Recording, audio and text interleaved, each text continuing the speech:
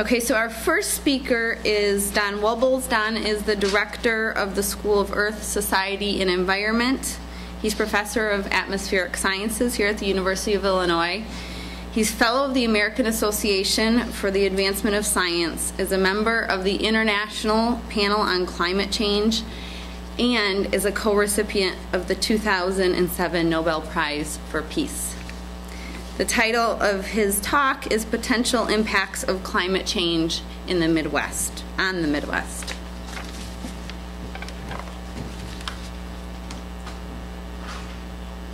Thanks, Gretel. Okay, well, I hope I can do a reasonable job today. It's two nights of not much sleep because of the storms, and having a 11-year-old Cairn Terrier who goes crazy when there are lots of lightning and thunder. And then I had to get up very early this morning and do an interview for Channel 3 on their morning show at 7 o'clock. So on top of everything. So hopefully I get through this. So what I'm going to do is just try to give you a very quick introduction into the concerns about climate change, or as the press or media calls it, global warming. As you'll see, it isn't as simple as just saying global warming, but even though it's massive effects around the planet.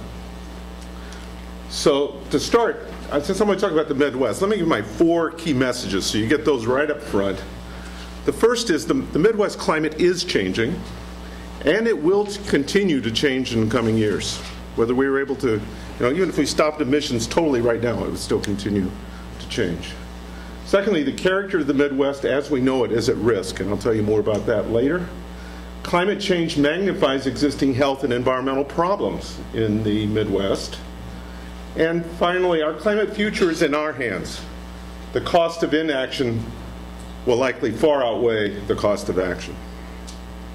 So, sometimes people, I've told some people already, the first question in the interview this morning from Ann Dill, I think who is the host of this program, was basically, this highly controversial topic of global warming, and is this real? And I basically just turned to her and said, first of all, there is no controversy.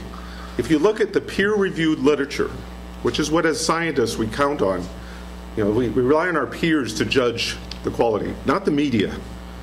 The Confucianist public, the quote skeptics as the media likes to call them, we call Confucianists because that's their real aim. More about that later. But that's where they publish. They don't publish in the peer-reviewed literature. And those few papers that do show up in the peer-reviewed literature are pretty quickly shouted down when they discover the mistakes with them.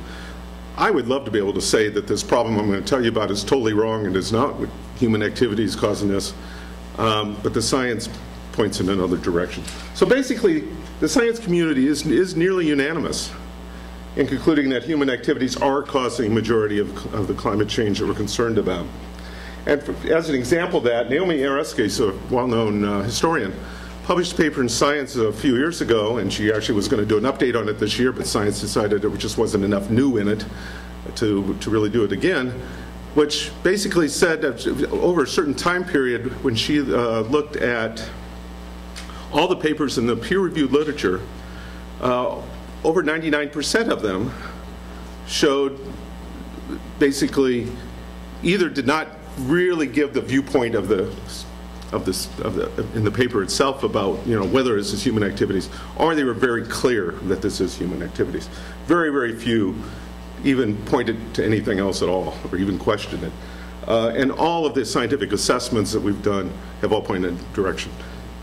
On top of that, the statements of every major science organization have been very strong. American Association for Advancement of Science, I'll give you a quote from it in a minute. American Physical Society, American Chemical Society, American Geophysical Union, Geological Society of America, European Geophysical Union, on and on and on, have all come out with strong statements about the importance of this issue. So the whole scientific community is basically of one message.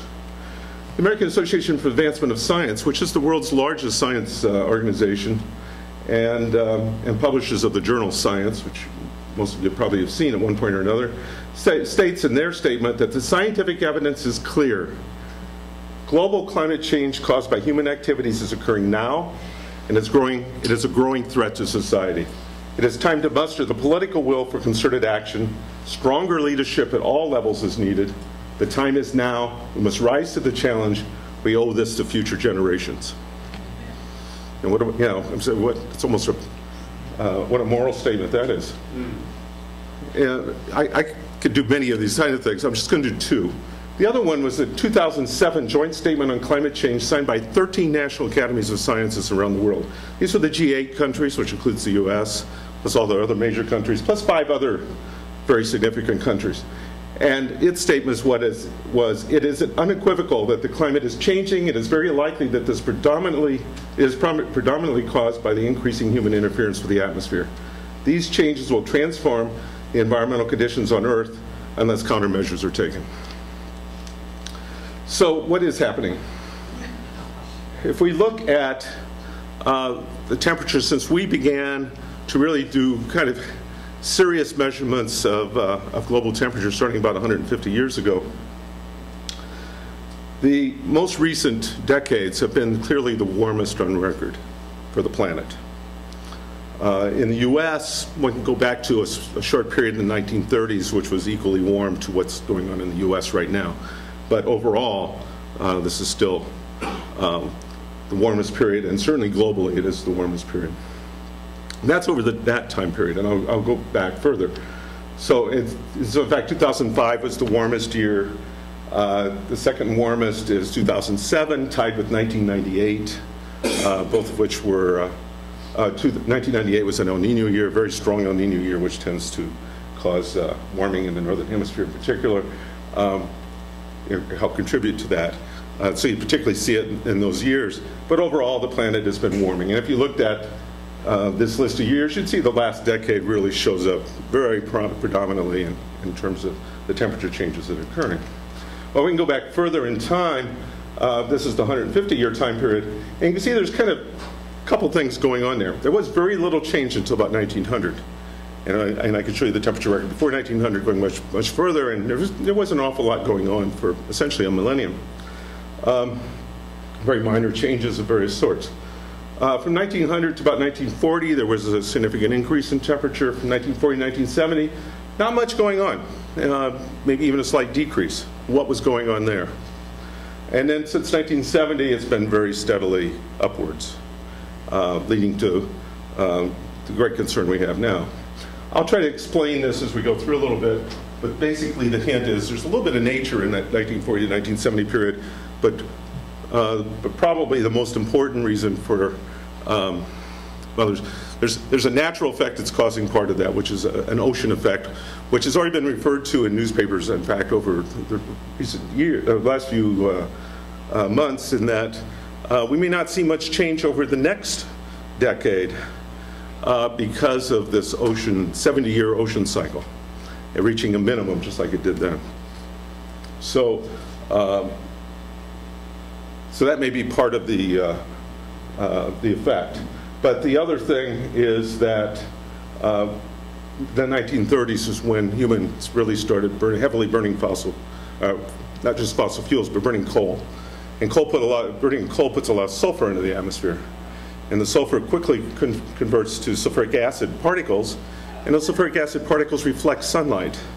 And reflection of sunlight causes a cooling effect. And so it counteracts some of the effect of the greenhouse gases I'm going to talk about.